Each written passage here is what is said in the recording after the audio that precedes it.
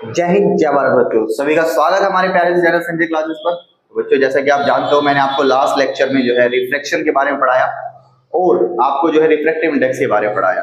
तो बच्चों, हम अपनी जो है लाइट के चैप्टर को कंटिन्यू कर रहे हैं आगे। आज की जो टॉपिक्स है हमारे पास, वो टॉपिक्स है, हम टाइप ऑफ लेंसेज के बारे में डिस्कस करेंगे, उनके इंपॉर्टेंट टर्म्स के बारे में डिस्कस करेंगे, इमेज फॉर्मेशंस के बारे में डिस्कस करेंगे, कन्वेक्स लेंस की, कनकेव लेंस की, ठीक है। एंड देन हम उनके यूजेस के बारे में बात करने वाले हैं। तो सबसे पहला जो टॉपिक हमारा वो टाइप्स ऑफ लेंसेज है। तो बिना टाइम वेस्ट करते हुए स्टार्ट करते हैं। तो बच्चों, लेंस के कौन कौन से टाइप है? तो दो टाइप है हमारे, जैसा कि आप नाम में भी देख चुके हो। एक कॉनकेव लेंस कौन सा होता है बच्चों? तो कॉनकेव लेंस ऐसा लेंस होता है बच्चों जिनकी दोनों सरफेस जो होगी वो कॉनकेव यानी कि अंदर की तरफ हो। कॉनकेव और कॉन्वेक्स ये वर्ड हम पहले भी डिस्कस कर चुके हैं मिरर के केस में। तो जिनकी दोनों सरफेस अंदर की तरफ होगी कॉनकेव, वो हमारा क्या कहलाएगा? कॉनकेव लेंस कहलाएगा। जैसे कि मैं आपके सामने ड्रॉ करता हूँ, एक अंदर सरफेस और इसमें दो अंदर सरफेस। तो बच्चों, यहाँ पर एक चीज इंपॉर्टेंट है और बढ़िया भी है और नई भी है आपके लिए, कि यहाँ पर दो सरफेस होती है, एक लेफ्ट में और एक राइट में, दो रिफ्लेक्टिंग सरफेस है, ठीक है। सॉरी, यहाँ पर रिफ्लेक्शन नहीं, यहाँ पर रिफ्रैक्शन है। तो यानी कि दो रिफ्रैक्टिंग सरफेस है, 1 और 2, दोनों क्या है बच्चों? अंदर की तरफ है, तो इसको कनकेव, और दूसरा होता है बच्चों कन्वेक्स। तो नाम से ही पता लग गया होगा आपको, कन्वेक्स यानी कि जिसमें दोनों सरफेस क्या हो बच्चों? बाहर की तरफ निकली।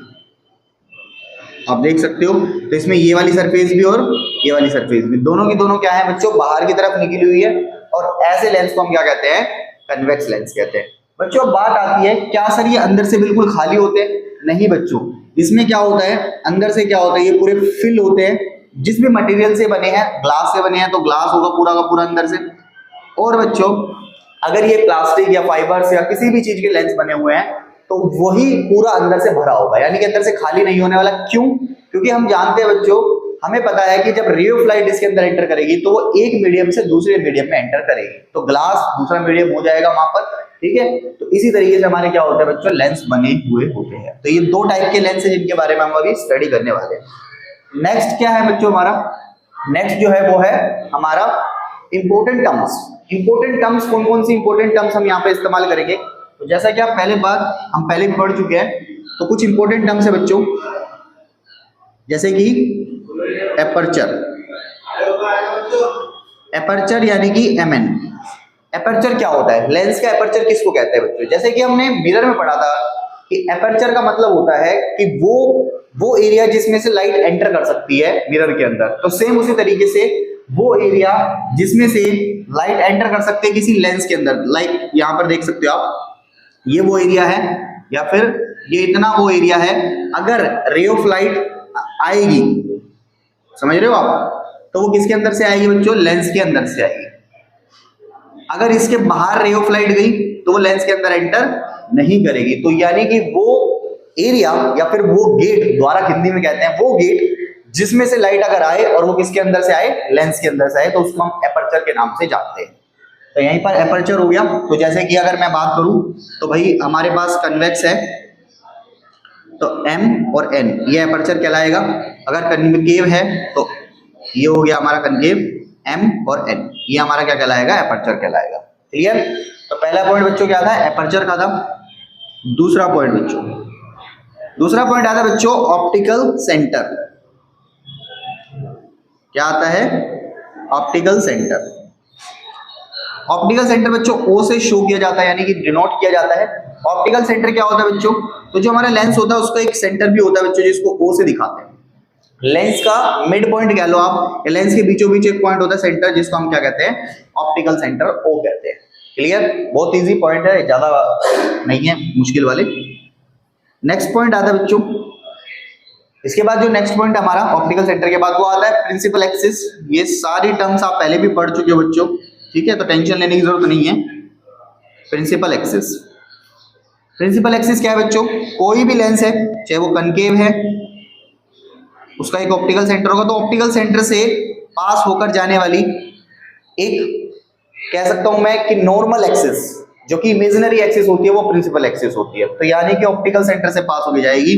जैसे कि यहाँ पर एक हमारा कॉनकेव है, तो इसका ये ऑप्टिकल सेंटर है, तो इसके अंदर से जो पास होकर जाएगी, ठीक है, एक इमेजिनरी एक्सिस जो कि नॉर्मल होती है किसके ऊपर, ऑप्टिकल सेंटर पर, उसको हम क्या कहते हैं, प्रिंसिपल एक्सिस कहते हैं, पहले भी आपने जाना था। ठीक है, इसके बाद बच्चों क्या होता है, हमारे जो और भी टर्म्स हैं, जैसे कि हम बात करेंगे सेंटर ऑफ कर्वेचर, इसकी बात करेंगे सेंटर ऑफ कर्वेचर। बच्चों ये थोड़ा उससे थोड़ा सा अलग है, उसका कारण जो सेंटर ऑफ कर्वेचर होता है ना बच्चों, यहाँ पे अब देखो यहाँ पर है ना दो सरफेस है, एक दो सरफेस है, तो यहाँ पर सेंटर ऑफ कर्वेचर, फोकस, ये सभी पॉइंट्स भी क्या होंगे बच्चों, दो होंगे। ठीक है, लेफ्ट और राइट साइड में, दोनों साइड में पाई जाएगी। जैसे कि अगर मैं बात करूं सेंटर ऑफ कर्वेचर की, तो मैं कॉन्वेक्स ड्रॉ करता हूं, ये कॉन्वेक्स है, ये ऑप्टिकल सेंटर है, ये प्रिंसिपल एक्सिस है। अब बच्चों इस सरफेस की अगर मैं बात करूं, जैसे कि इस सरफेस की अगर मैं बात करूं, तो इसके लिए जो सेंटर ऑफ कर्वेचर आएगा वो इस तरफ आएगा, समझे ना इस चीज को। अगर मैं इस सरफेस की बात कर रहा हूं तो सेंटर ऑफ कर्वेचर किस तरफ आएगा, इस तरफ आएगा। ठीक है, और अगर मैं इस वाली सरफेस की बात करूंगा तो उसका स्फीयर जो है इस तरफ बनेगा, तो उसका सेंटर ऑफ कर्वेचर उस तरफ पड़ेगा। यानी कि इस वाली सरफेस के अकॉर्डिंग सारे पॉइंट्स इस तरफ पड़ेंगे, उस वाली सरफेस के अकॉर्डिंग सारे पॉइंट्स उस तरफ पड़ेंगे। समझ में आ रही है बात? तो इसीलिए मैं बोल रहा हूं आपको, यहाँ पर दो रिफ्लेक्टिंग सरफेस है, तो जिसकी वजह से जो क्या होता है बच्चों, पॉइंट जो पड़ते हैं वो कहां पे पड़ते हैं, दोनों तरफ पड़ते हैं। ठीक है, तो अब देखते हैं कौन कौन से पॉइंट्स है। जैसे कि यहाँ पर अगर आप देखोगे तो सेंटर ऑफ कर्वेचर की अगर मैं बात कर रहा हूं, तो ये कर्व था, तो इसका सेंटर यहाँ पर, तो इस वाले एक पॉइंट का सेंटर जो है यहाँ पर पड़ेगा, तो इसको हम C1 के नाम से जानते हैं, और जो इस सरफेस का सेंटर होगा वो उस तरफ पड़ेगा, तो इसको हम C2 के नाम से जानते हैं।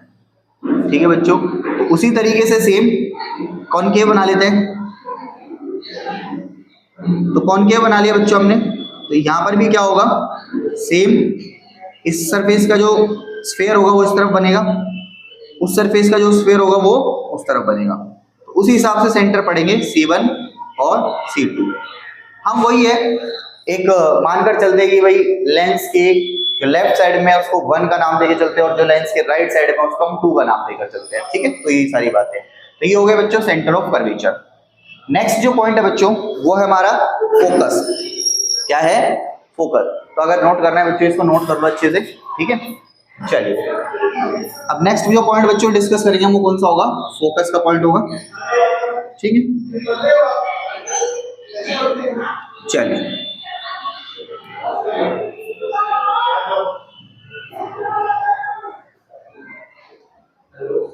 नेक्स्ट पॉइंट है बच्चों प्रिंसिपल फोकस।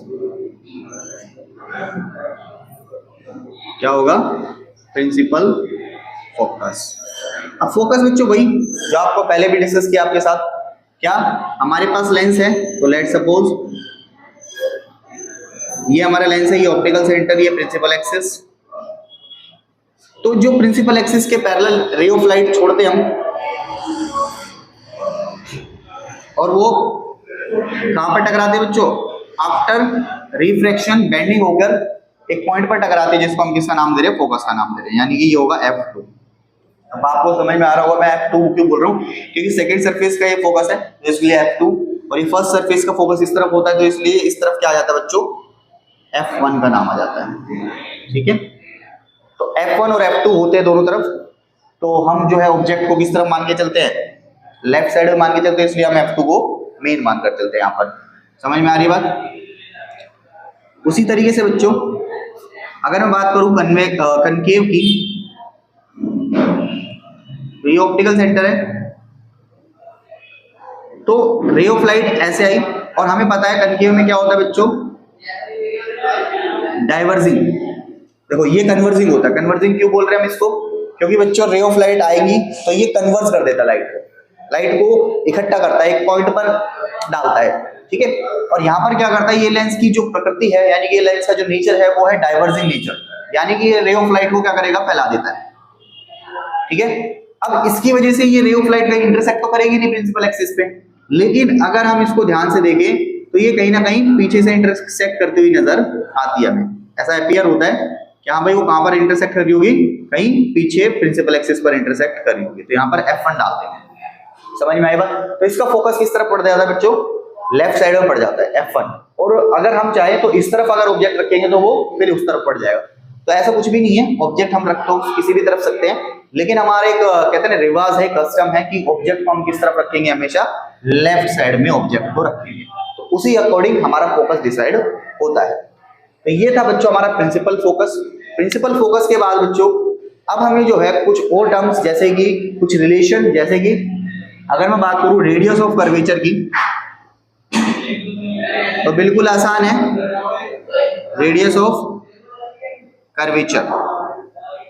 तो रेडियस ऑफ कर्वेचर बच्चों जैसे कि ये लेंस है हमारा, ये ऑप्टिकल सेंटर है, एक ये फोकस होगा, इधर भी एक फोकस होगा, इधर C1 और इधर C2।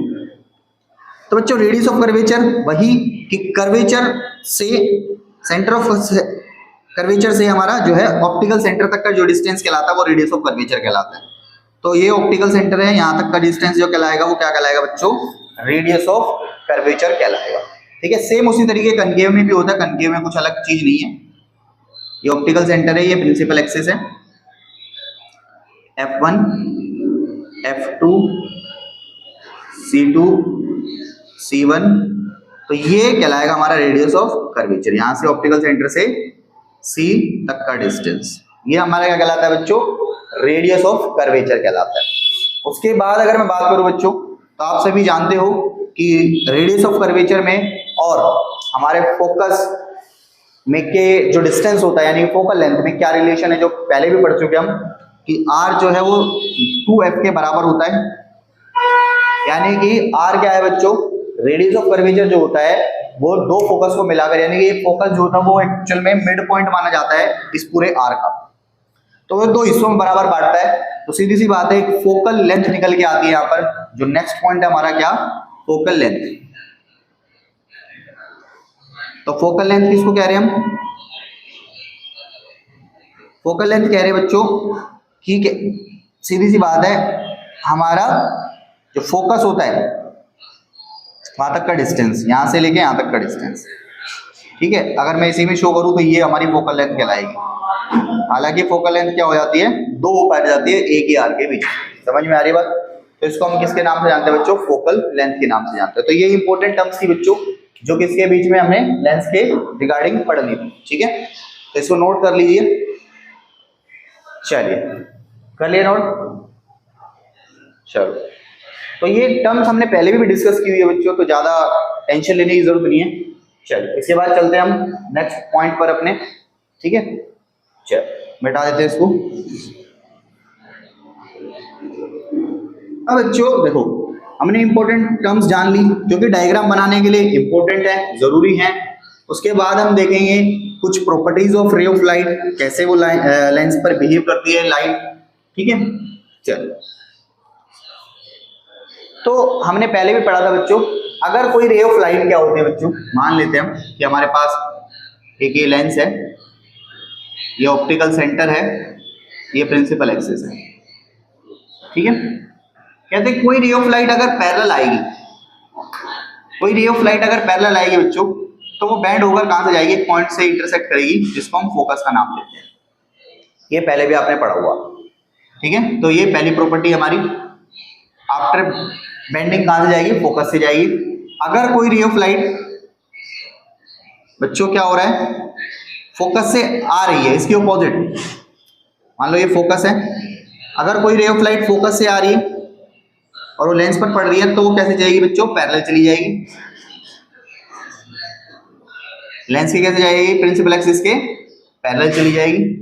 तो यानी कि उसके ऑपोजिट है, पैरेलल आने वाली फोकस से जाएगी, फोकस से आने वाली पैरेलल चली जाएगी।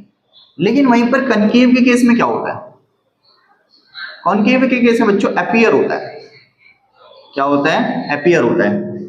सपोज करो कि भाई कोई पैरेलल रे आई, वो बेंडिंग के बाद ऊपर चली गई, वो तो भाई डाइवर्स कर गई, तो ऐसा अपीयर होता है कि वो कहीं ना कहीं कहां से आ रही होगी बच्चों, पीछे से आ रही होगी। ठीक है, तो वो फोकस से जाती हुई क्या होती है, अपीयर होती है। समझ में आई बात? लेकिन वहीं पर अगर दूसरा केस ले इसका ऑपोजिट, कि भाई ये कॉनकेव था,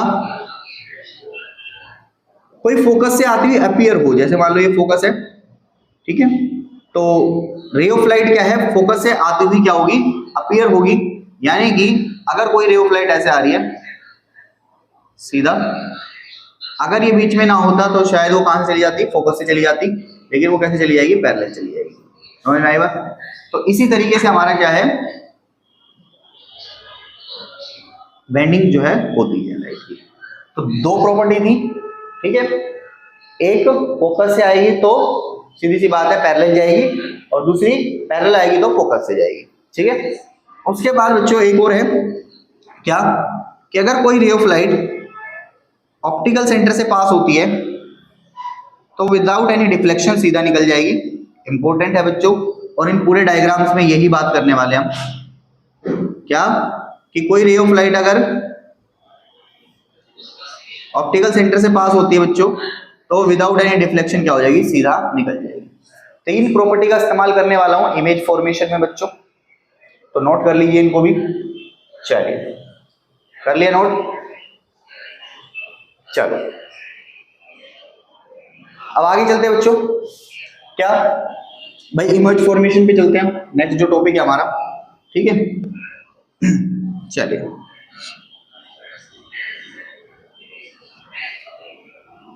तो बच्चों अब जो नेक्स्ट पॉइंट है हमारा, देखो हमने क्या है, टाइप्स ऑफ लेंस हो गया हमारा, इंपॉर्टेंट टर्म्स मैंने बता दिया आपको। अब इमेज फॉर्मेशन बच गई है बच्चों। तो इमेज फॉर्मेशन पहले तो हम कन्वेक्स लेंस की करते हैं, क्या, image formation by convex lens. हम इमेज फॉर्मेशन करने वाले बच्चों कॉन्वेक्स लेंस के द्वारा।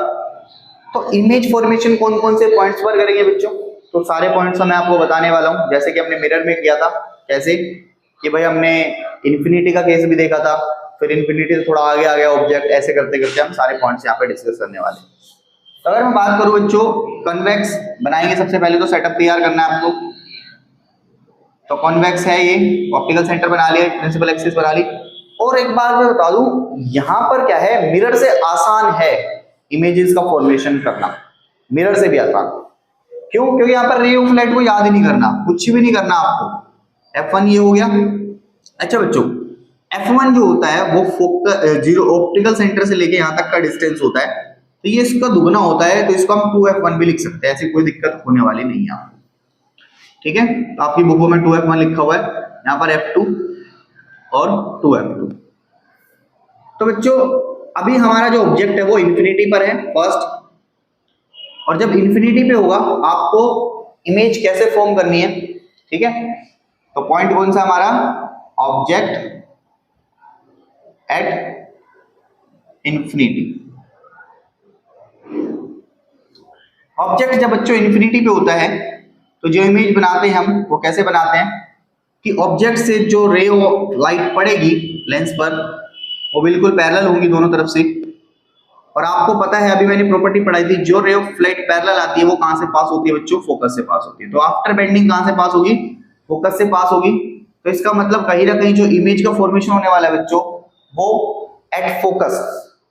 तो इमेज कहां बनेगी बच्चों, इमेज बनेगी एट फोकस, पहला पॉइंट।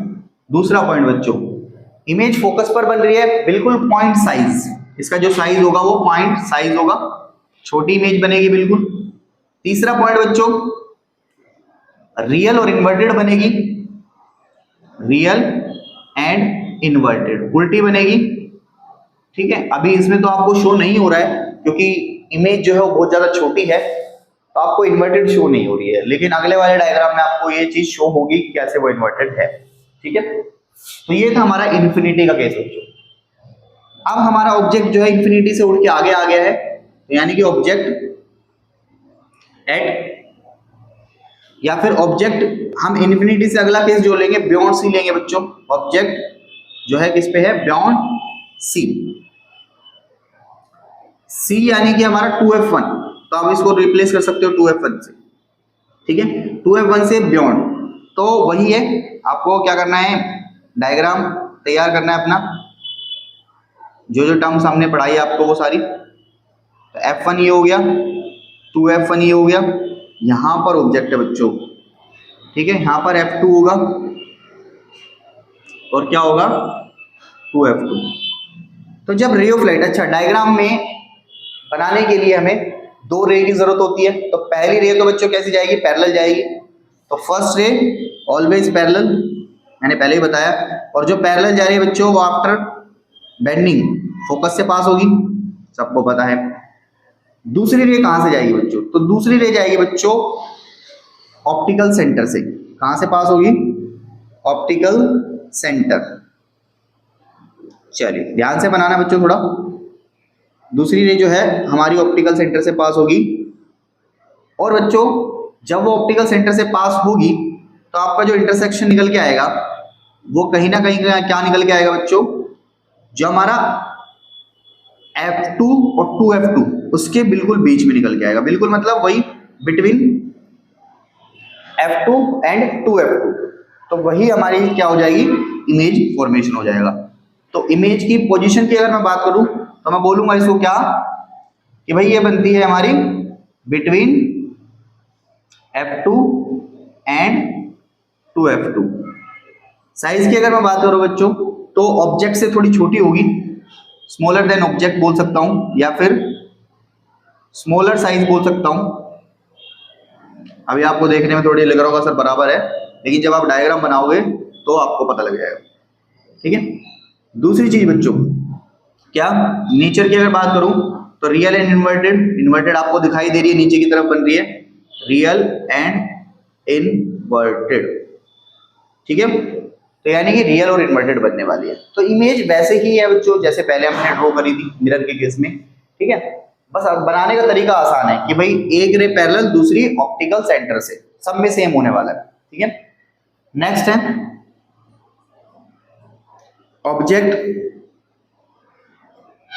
एट सी। ऑब्जेक्ट जो है सी यानी कि 2F1 पर, तो सी की जगह पे हम क्या लिख देते हैं 2F1। आपको पता होगा बच्चों फेमस डायग्राम है, जब जो ऑब्जेक्ट जो कहां पे होता है सी पर होता है तो कैसे डायग्राम बनता है। तो बच्चों ये F1 2F1 और ये F2 2F2। तो जब ऑब्जेक्ट हमारा सी पर होगा तो इमेज भी कहां पे बनेगी बच्चों, सी पर बनेगी। इमेज बनाने का तरीका वही, पहली रे पैरेलल और कहां से पास होगी, ऑप्टिकल सेंटर से। दूसरी वाली तो पहली रे पैरेलल वो चली गई फोकस से, और दूसरी वाली बच्चों ऑप्टिकल सेंटर से। और जो ऑप्टिकल सेंटर से जाएगी बच्चों अगर सही से बनाओगे तो कहां से बिल्कुल इंटरसेक्ट करेगी, बिल्कुल नीचे, यानी कि हमारे जो 2F2 है ना उसके बिल्कुल ठीक नीचे। तो इससे साफ साफ क्या पता लगता है कि इमेज कहां बनी, इमेज बनी एट 2F2, यानी कि सी पर जो ऑब्जेक्ट था उसकी इमेज सी पर ही बनी दूसरी तरफ, ठीक है। और साइज कैसा होगा बच्चों, सेम साइज होगा, जैसा ऑब्जेक्ट का साइज बिल्कुल same size, same real and inverted होगी, उल्टी है तो रियल एंड इन्वर्टेड। ज्यादा घबराने की बात नहीं है बच्चों, बिल्कुल आसान चीज है, ठीक है। तो ये तीन डायग्राम आपके बिल्कुल इजी तरीके से मैंने आपके सामने रफली बना के दिखा दिए, नोट कर लो इनको जब तक। चलिए कर लिया नोट, मिटा दें। चलो नेक्स्ट पॉइंट पर चलते हैं बच्चों। नेक्स्ट पॉइंट कौन सा है, नेक्स्ट पॉइंट है बच्चों हमारा नेक्स्ट डायग्राम। अब सी पर आ चुके हैं ऑब्जेक्ट को लेके हम, तो अब सी से हम नेक्स्ट पॉइंट पर जाने वाले हैं, यानी कि हम जाने वाले हैं between 2F1 and F1। Object कहां होगा बच्चों, ऑब्जेक्ट होने वाला है बिटवीन 2F1 एंड F1। तो लो जी ये डायग्राम हमने बनाना है, तो सेटअप पूरा बनाना है। तो F1 यहां पर हो गया, 2F1 यहां पर हो गया, F2 यहां पर हो गया, 2F2 यहां पर हो गया, ठीक है। तो यहां पर ऑब्जेक्ट है बच्चों हमारा।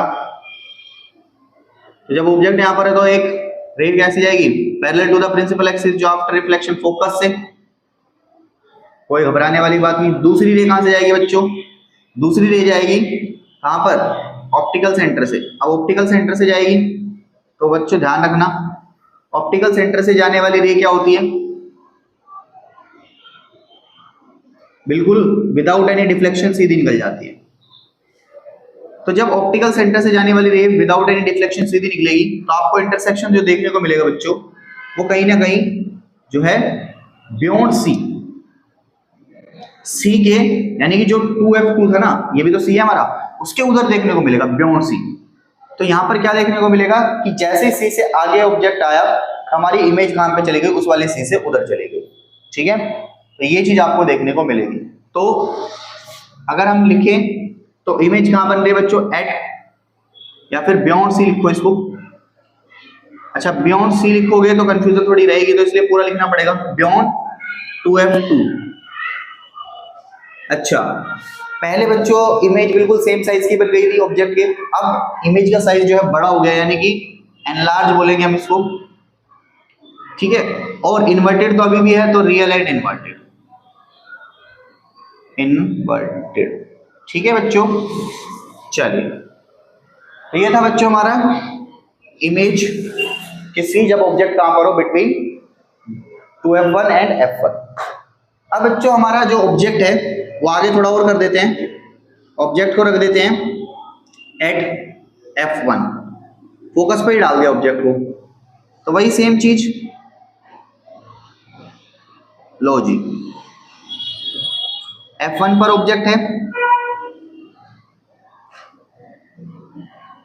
यहां पर f2 2f2, f1 पर ऑब्जेक्ट है तो सीधी सी बात है फोकस पर आ गया ऑब्जेक्ट, पैरेलल जो कहां जाएगी बच्चों? फोकस से पास होके जाएगी, बिल्कुल इजी। दूसरी ऑप्टिकल सेंटर से, तो आपको यहां पर देखने को मिलेगा बच्चों कि रे है ना पैरेलल जाती हुई नजर आएंगी, आपको पैरेलल जाती हुई नजर आएंगी, यानी इंटरसेक्ट करती हुई नजर नहीं आएंगी। तो इसका मतलब क्या है बच्चों?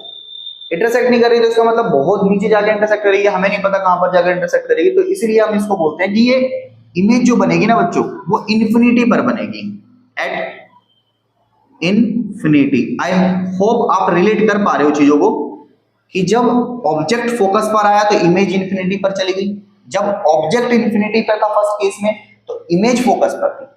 तो ये रिलेट करना बहुत जरूरी है, और जिस बच्चे ने रिलेट करना सीख लिया वो कभी उसको याद करने की जरूरत नहीं पड़ेगी, हमेशा उसकी सारी चीजें उसके दिमाग में फिट हो जाएगी। ठीक है, दूसरी बात है बच्चों बहुत ज्यादा नीचे जा रही है तो साइज तो हाईली एनलार्ज मैं बोलूंगा इसको कि भाई बहुत बड़ा साइज है। एंड देन अगर मैं बात करूं बच्चों तो रियल और इन्वर्टेड तो होगी क्योंकि नीचे की तरफ जा रही है, रियल एंड इन्वर्टेड, समझ में आया? ठीक है, तो केसेस बहुत इजी है, मिरर वाले केसेस ही हैं।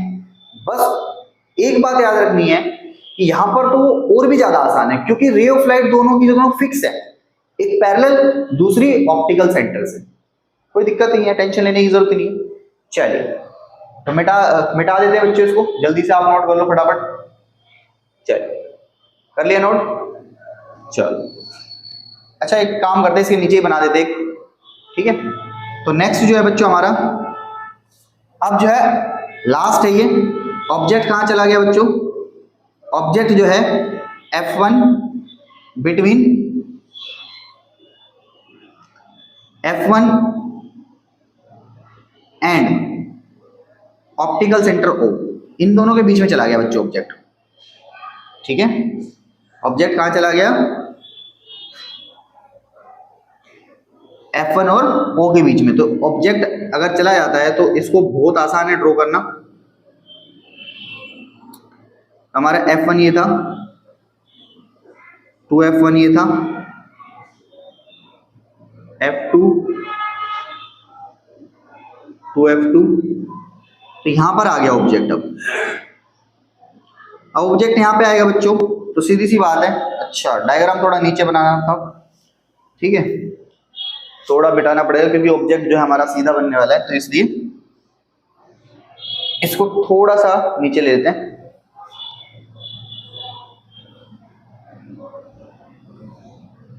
ये लो, तो हमारे पास F1 2F1 F2 2F2 यहाँ पर ऑब्जेक्ट है।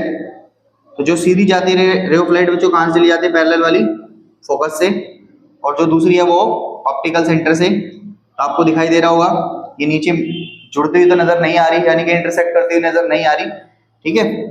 लेकिन बच्चों कहीं ना कहीं हमें पता है कि ये रे ऑफ लाइट कहीं ना कहीं ऊपर से आ रही होगी, ठीक है, और कहीं ना कहीं ये वाली रे ऑफ लाइट भी क्या होगी, ऊपर से आ रही होगी। तो कहीं ना कहीं ये इंटरसेक्शन पॉइंट अपीयर होता है यहाँ पर, क्योंकि हमें पता है बच्चों कि रे ऑफ लाइट है तो कहीं ना कहीं से तो आ ही रही है, तो अपीयर हो रहा है इंटरसेक्शन कहाँ पर, यहाँ पर। तो इस तरफ अपीयर हो रहा है बच्चों, तो इमेज जो बनेगी वो हम बोल सकते हैं लेफ्ट साइड में बनेगी, ठीक है। इमेज जो होगी लेफ्ट ऑफ द लेंस, ठीक है, लेंस के लेफ्ट में बनेगी। दूसरी बात है एनलार्ज इमेज होगी बच्चों। तीसरी चीज बच्चों, यहां पर जो केस है ना वो बदल गया है, यानी रियल इन्वर्टेड नहीं है, यहां पे आप देख रहे हो इमेज जो है इरेक्ट है, तो वर्चुअल एंड इरेक्ट, ठीक है। तो बच्चों ये सारे थे क्या आपके लिए जितने भी इमेजेस के डायग्राम थे वो सब।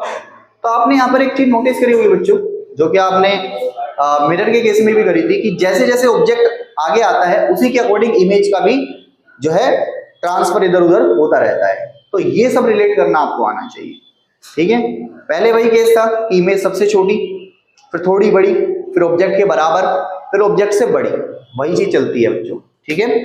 तो नोट कर लो इसको। तो बिल्कुल इजी डायग्राम थे। लास्ट का केस बच्चों क्या है हमारा, वर्चुअल एंड इनडायरेक्ट वाला है। तो इसका मतलब कहीं ना कहीं ये इंपॉर्टेंट केस है। एट सी वाला, सी पर जब ऑब्जेक्ट होता है वो भी इंपॉर्टेंट केस में आ जाता है बच्चों, तो इसलिए इनको बहुत ज्यादा आपको प्रैक्टिस करनी पड़ेगी। लेकिन मुझे ऐसा लगता है बच्चों ये इजी है मिरर के कंपैरिजन में। चलिए तो नोट कर लिए बच्चों, इसको मिटा देते हैं। चलिए तो ये हो गया बच्चों कन्वेक्स की इमेजेस। अब हम जो बात करने वाले बच्चों वो बात करने वाले हैं कॉनकेव। कॉनकेव लेंस के द्वारा कैसे इमेज का फॉर्मेशन होता है। क्या बच्चों, image formation by concave lens. Concave lens में इमेज फॉर्मेशन कैसे होती है। अब कॉनकेव लेंस बनाने के लिए बच्चों बहुत आसान है, आपको कॉनकेव लेंस ड्रॉ करना, और इसकी इमेज ज्यादा अलग अलग पॉइंट पर भी नहीं है, सिंपल इमेजेस बनती है। तो कॉनकेव आपको ड्रॉ करना है। ऑप्टिकल सेंटर वही सेटअप जो आपको मैं पहले से बताता आ रहा हूं, वही तैयार रखना है। F1 2F1 F2 एंड इधर 2F2। अब जो देखो इन्फिनिटी का केस लूं तो इन्फिनिटी में रे ऑफ लाइट तो कहां से आएगी भाई, पैरेलल आएगी दोनों, और दोनों रे ऑफ लाइट पैरेलल आएगी, तो ये तो डाइवर्जिंग लेंस है। डाइवर्जिंग मतलब फैला देगा लेंस रे ऑफ लाइट को, तो ये कहीं ना कहीं कहां से अपीयर होगी, फोकस से अपीयर होगी, यानी कि इंटरसेक्ट करते हुए कहां पर अपीयर होगी, फोकस पर। तो इसमें जो बनने वाली है एट फोकस, ठीक है, फोकस पर बनने वाली है, साफ साफ दिख रहा है। और दूसरी बात है बच्चों, इसमें जो है स्मॉलर साइज या पॉइंट साइज बोलूंगा इसको मैं, पॉइंट साइज। और अगर मैं बात करूं नेचर की, तो नेचर कैसा होगा इसका, वर्चुअल एंड डायरेक्ट होगा, सीधी इमेज बनेगी इसमें। चलिए नेक्स्ट जो पॉइंट है बच्चों वो है इन्फिनिटी और ऑप्टिकल सेंटर में। अब कहीं पर भी डाल दो आप इमेज, ऑब्जेक्ट को कहीं पर भी रख दो, ऑप्टिकल सेंटर और इन्फिनिटी के बीच पर कहीं पर भी इमेज जो है ऑलमोस्ट क्या रहेगी, सिमिलर ही देखने को मिलेगी आपको। तो वही पैरेलल, तो वो कहां से जाएगी बच्चों, फोकस से जाएगी, तो ये पॉइंट क्या कहलाएगा हमारे अपन। दूसरी रे ऑप्टिकल सेंटर से, ये ऑप्टिकल सेंटर से सीधी चली गई, आप देख रहे हो यहां पर इंटरसेक्शन हुआ है, ठीक है। तो यहां पर आपको देखने को मिलेगी इमेज का डायग्राम। तो इमेज जो रहने वाली ऑब्जेक्ट से क्या रहने वाली बच्चों, छोटी रहने वाली, ये देखो जो आप यहां पर। तो यहां पर हम लिखेंगे क्या कि इमेज कहां पर बनेगी, ठीक है, हमारे लेफ्ट साइड में ही, लेफ्ट ऑफ द लेंस। और दूसरी चीज बच्चों स्मॉलर साइज होगी, वर्चुअल और डायरेक्ट होगी। ठीक है, तो ये इमेजेस थी किसकी, कॉनकेव की। तो बच्चों आपने एक चीज नोटिस करी हुई, कॉनकेव में देखो वहां पर मिरर के केस में कन्वेक्स में 2 ही डायग्राम थे और यहाँ पर कॉनकेव में 2 ही डायग्राम है, जस्ट थोड़ा सा ऑपोजिट हो जाता है उस चीज का, याद रखने के लिए। तो बच्चों ये हमारे टॉपिक थे जिसमें हमने इमेज फॉर्मेशन कनकेव कन्वेक्स दोनों की देख लिए। अब बच्चों इनके यूजेस की बात कर लेते हैं, लास्ट टॉपिक है हमारा यूजेस ऑफ, ठीक है। तो बच्चों बहुत तरीके से इनके इस्तेमाल है, जैसे कि आपने देखा कन्वेक्स जो होता है, कन्वेक्स एक कन्वर्जिंग लेंस है। कन्वर्जिंग समझते हो ना, जो रे ऑफ लाइट को इकट्ठा करता है, एक फोकस पॉइंट पर डालता है, तो इसका इस्तेमाल बहुत जगह पर किया जाता है। जैसे कि अगर मैं बात करूं तो इस लेंस का इस्तेमाल सोलर फर्नेसेस में भी किया जाता है, यानी कि जो सनलाइट की जो भट्टियां होती हैं, जहां पर बड़े बड़े जो हैवी मेटल्स होते हैं उनको पिघलाने के लिए इस्तेमाल किया जाता है, वहां पर भी कन्वेक्स का इस्तेमाल किया था, लेंस का इस्तेमाल किया, क्योंकि वो सारी की सारी रे ऑफ लाइट को, जो सन से रे ऑफ लाइट आ रही है उनको क्या करता है, इकट्ठा करके एक ही पॉइंट पर डालता है और वहां पर काम किया जाता है इसका, ठीक है। मैग्नीफाइंग ग्लास में आपने देखा होगा, वहां पर भी जो है ये क्या करता है, वहां पर भी इसका कन्वेक्स का इस्तेमाल किया गया है। ऐसे ही बच्चों कनकेव का भी बहुत जगह इस्तेमाल किया जाता है, जैसे कि कनकेव लेंस को हम जो है आपने देखा होगा कि ये डाइवर्जिंग है, यानी कि रे ऑफ लाइट को फैलाता है, तो टॉर्च के अगले हिस्से में भी इस्तेमाल हो सकता है इसका, कि भाई लाइट को फैला के बाहर निकाले, ठीक है, तो ये डाइवर्जिंग है इसलिए। और बच्चों आपको पता ही होगा कि जो चश्मे वगैरह होते हैं इनमें तो इनका इस्तेमाल होता ही है, जो कि हम नेक्स्ट चैप्टर में आपको पढ़ाने वाले हैं कि कैसे इनका कौन से डिफेक्ट में इनका इस्तेमाल किया जाता है। तो ये सारे यूजेस आपको अच्छे से समझ में आएंगे तब। तो बच्चों आपको ये जितनी भी चीजें मैंने आपको कराई, ठीक है, ये सारी आपको देखो बिना प्रैक्टिस के तो नहीं होने वाली, तो आपको इनकी इमेज फॉर्मेशन की क्या करनी है, प्रैक्टिस करनी है, ठीक है। और इनके न्यूमेरिकल्स वगैरह हम कराएंगे आपको, लेकिन आपको क्या करना है, सबसे पहले इनकी प्रैक्टिस करनी है, क्योंकि ये पेपर में एज इट इज पूछे जाते हैं कि भाई ये वाला डायग्राम बनाओ, ठीक है, ऑब्जेक्ट यहाँ पर है तो इसका डायग्राम बना के दिखाओ, ठीक है। तो तब तक के लिए बच्चों आपको क्या करना है, इनकी पूरी वीडियोस को अच्छे से देखना है, ठीक है। और बच्चों हमारी वीडियो को लाइक जरूर करें और अपने फ्रेंड्स में शेयर करो, ठीक है, और चैनल को सब्सक्राइब करना ना भूलो। मिलते हैं अगले वीडियो में, थैंक यू सो मच।